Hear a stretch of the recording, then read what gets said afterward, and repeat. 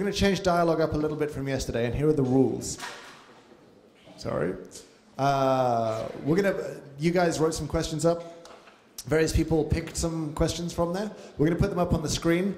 We want to hear from you, but there are rules.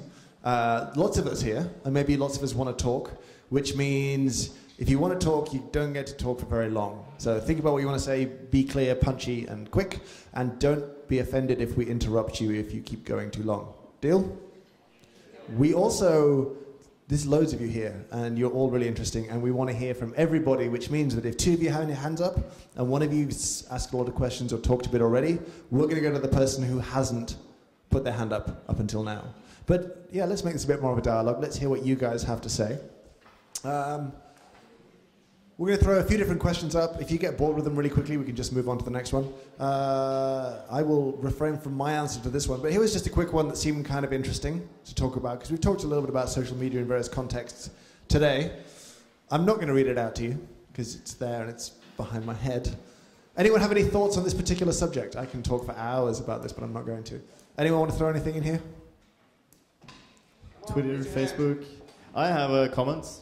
Good. I don't care as long as you use it efficiently, you know? I would just say, like, there's a huge amount of noise out there on the internet, and the noise can be very distracting and very stupid.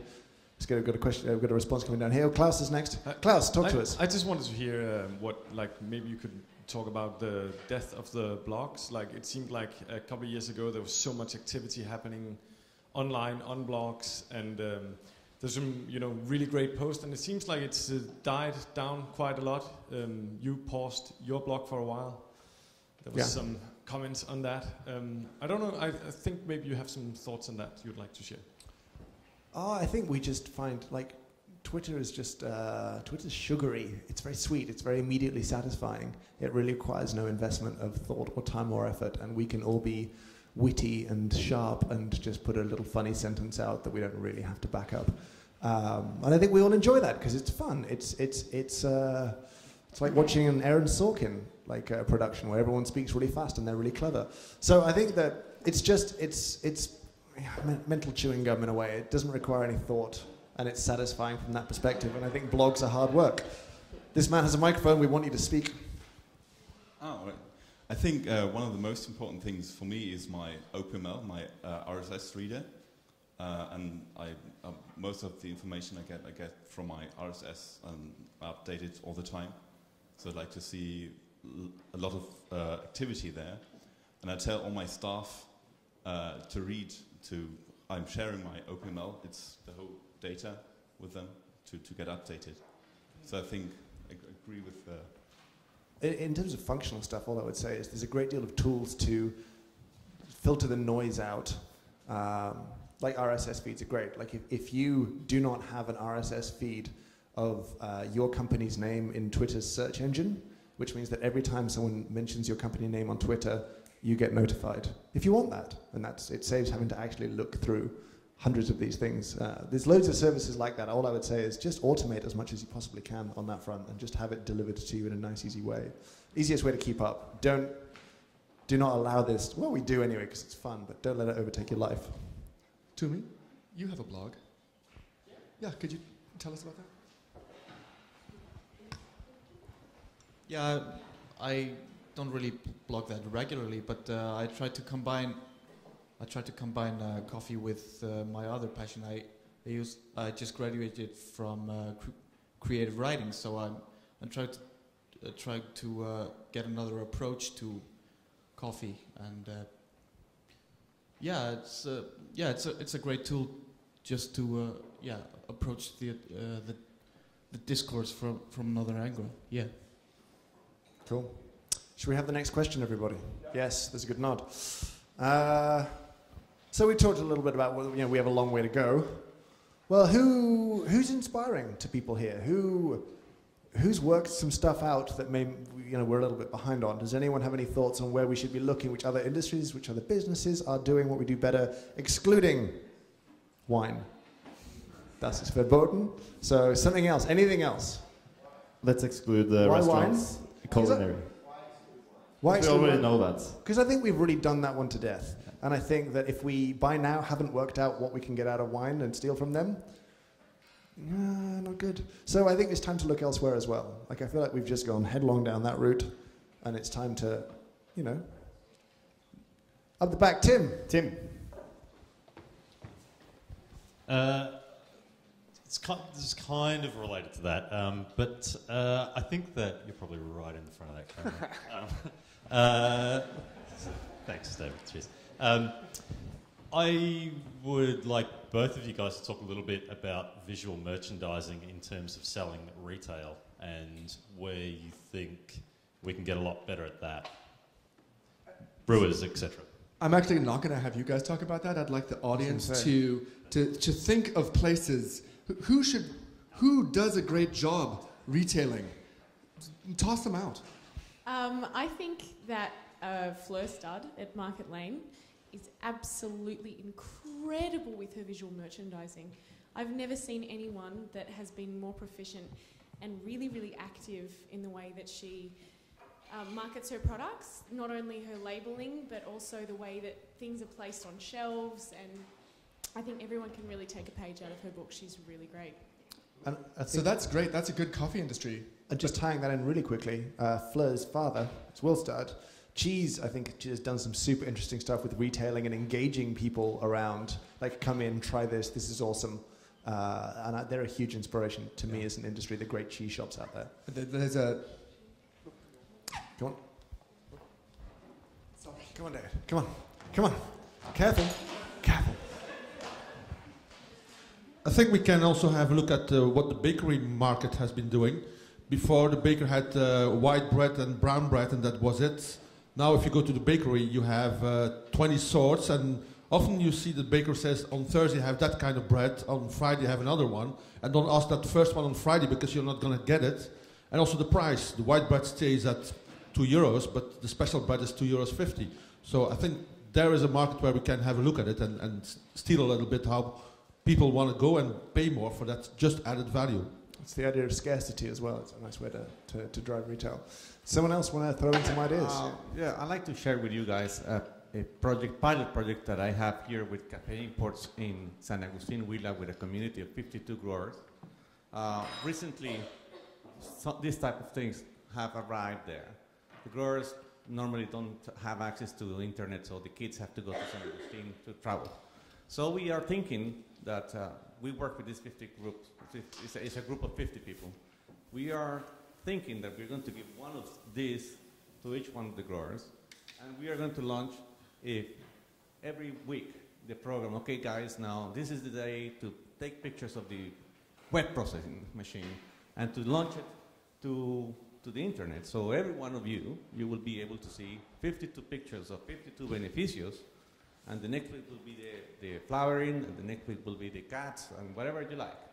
But I think that this social media should get to the growers, and get to the fields, not just simply stay here among ourselves talking about, how many cups we cup today.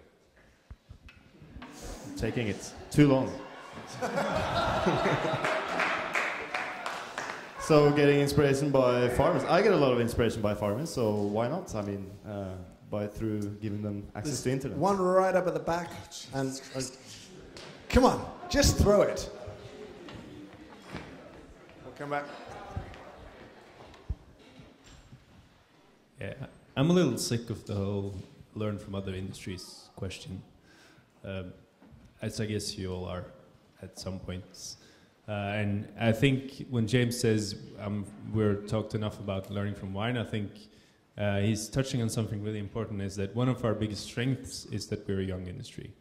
We're building things as we go, which means that we are innovative and it's fun to work with. And just in a few years that I've been in the business, everything has changed a lot.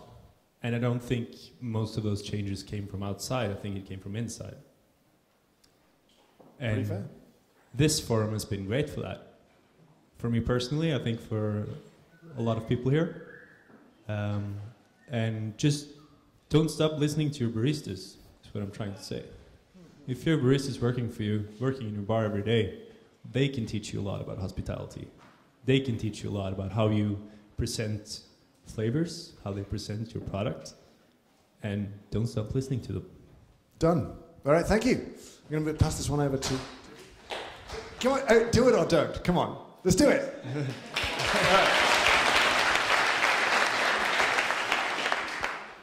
Yeah, I personally am always really influenced by chefs. They, on average, have more developed palates, and whenever we want to get into competitions, we always try to be influenced by how they're thinking, doing a balanced dish, signature drinks and stuff like that, and just overall like being influenced by René Redzepi yesterday, and having a clear vision like that. I mean, that's something to be really influenced by. Should we move on to the next one, or? Yeah. Actually, chefs make me depressed because they're good at like hundreds of ingredients, and we have like 2, 3. But no, you don't. What? Haven't you been competing in the barista competition? You can use any ingredients as long as it's not alcohol. All right, so last one. We've had this before. It's a conversation that kind of goes round and round and round and round. Does anyone have anything they really want to get off their chests on this particular subject? Hands in the air. Are we no? We're at this point, we're like, it's all cool. Anybody? Go on. Anne? Yeah. Coconuts. Ananas. Is it really that unsexy, first of all? A batch brewer is not a sexy machine. No, but if it tastes good, it's good. Easy. You wanted it short. You got it. Yeah, it works. I think we just need to stop selling brewing methods. You know what I mean? No one goes in and buys things. Like, I want something as long as it's poached. It's ridiculous. Paul? I don't think it's about sexy. It's about any visibility or transparency at all would start to help. It's batch brewing is hidden behind a wall of steel, so nobody knows anything about it. So it's deeply distrusted because nothing is shared except brown stuff that comes out of a tap. So, and you don't even see that often. Yeah. So I think we have a long way to go before it even is perceived as sexy. It has to be trusted first. Then the sex might happen. How?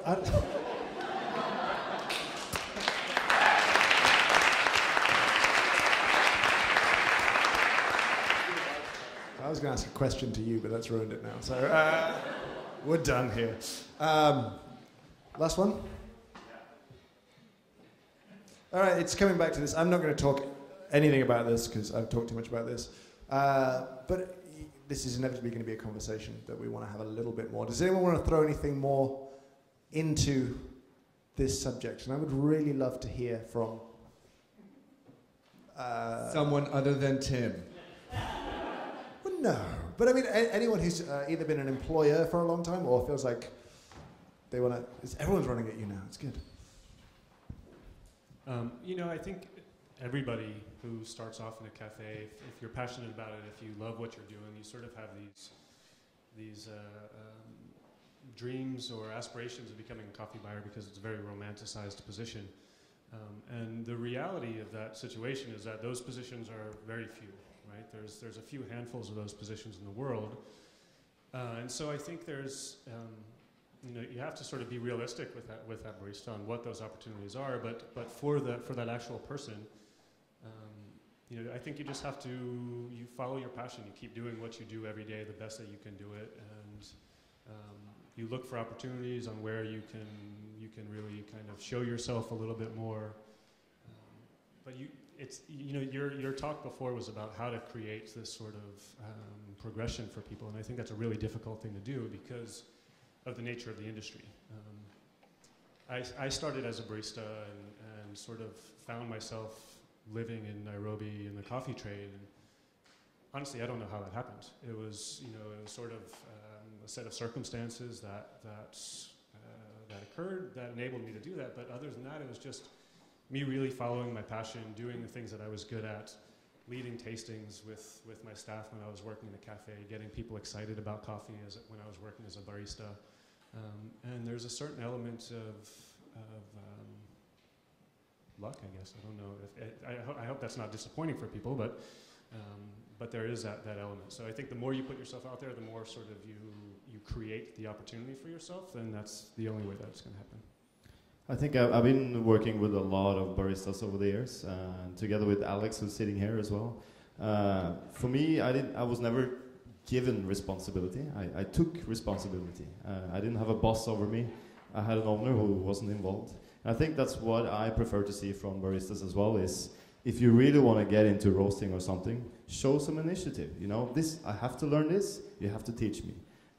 So don't just sit around and wait for something to happen. If you want a job, make sure you contact the company and show initiative. Follow up, send me a second email. I get many applicants, but I never review the ones that only send in once. I always review the ones who send in 3-4 times and follow up with emails. So initiative, I think, is a good thing to show. Anyone else? Going back to what you said in your speech earlier, perhaps by creating some kind of point system which leads to some kind of qualification that creates a path that people can follow, it means that you're heading towards something and building up the skills along the way, as opposed to going to uni or to some specific course to pick it up and go, I learned how to roast in 3 days. If you work at it over time with roast masters or whoever it is that can be qualified to teach you, then over time you're working towards a goal together. Okay, I was going to say, add just one more thing and I will shut up at this point now. One thing we didn't really talk about before from an employer's perspective, employers are generally happy to teach people and they gain that, but it's a trade, and I think having the great fear for an employer is the same, whether you're hiring baristas or anyone else. If I teach you, will you stay? Because the deal is I give you some skills to make you more productive, and the benefit is you work in my business and I gain that productivity from you. And I think we're all nervous of, hey, I want to come and roast with Intelligentsia, and then I'm like, hey, great, now what can I do with this? And I can just go, because I've got that badge. Never happens? Good.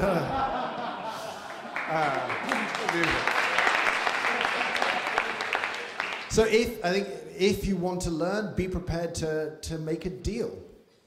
Yeah, and I think one of the guys that inspires me a lot is Paul Gachos. He's not here, but he runs Mecca Espresso in Sydney, and he's had his employees on for many years. And the secret, he says, is like, you have to keep them stimulated. Pay them well, keep them stimulated.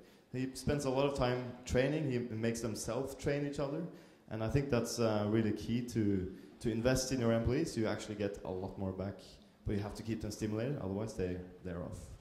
But yeah, just in reference to that question, it's the whole faster isn't scary to employers, because if you want to go through faster, that means you're gone quicker. Does that make sense? Like.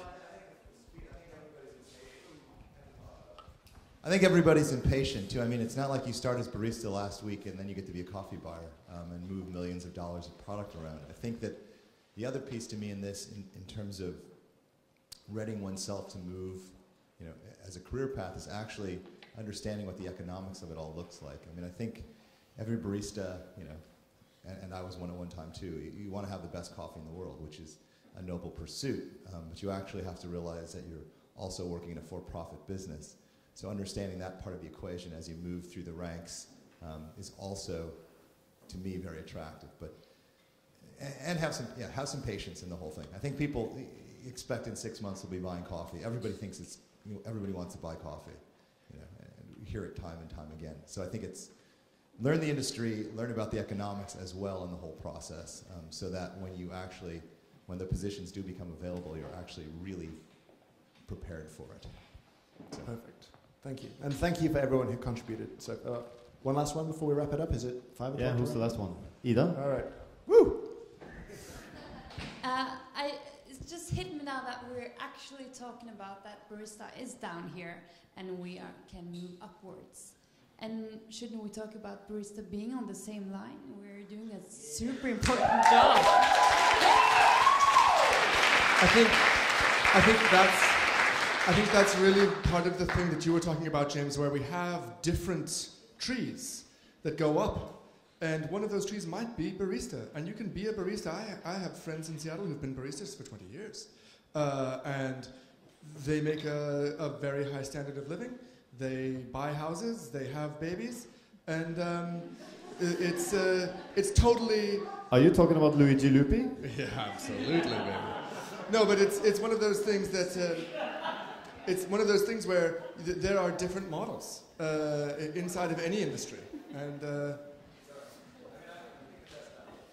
I think that barista can be elevated, but I think that, again, sorry to be a cold blanket of economics, but at the same time, if you're in a position and you want to get paid more and more, you either have to deal with difficult situations, difficult people, all that stuff. I mean, what you do as a barista, but one barista is responsible for X amount of income into the business versus, say, it's a coffee buyer or something else is responsible for Y.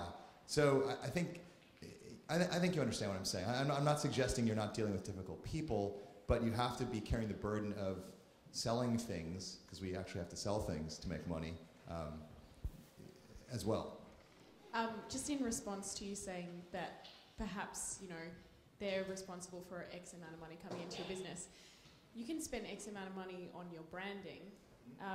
The people that are slinging your beverages are actually giving more to the people that are consuming your product than, I don't know, someone who's bringing a lot of retail coffee into the company. I don't know. I think their value is exponential.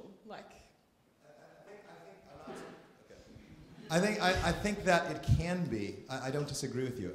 But I don't think it's.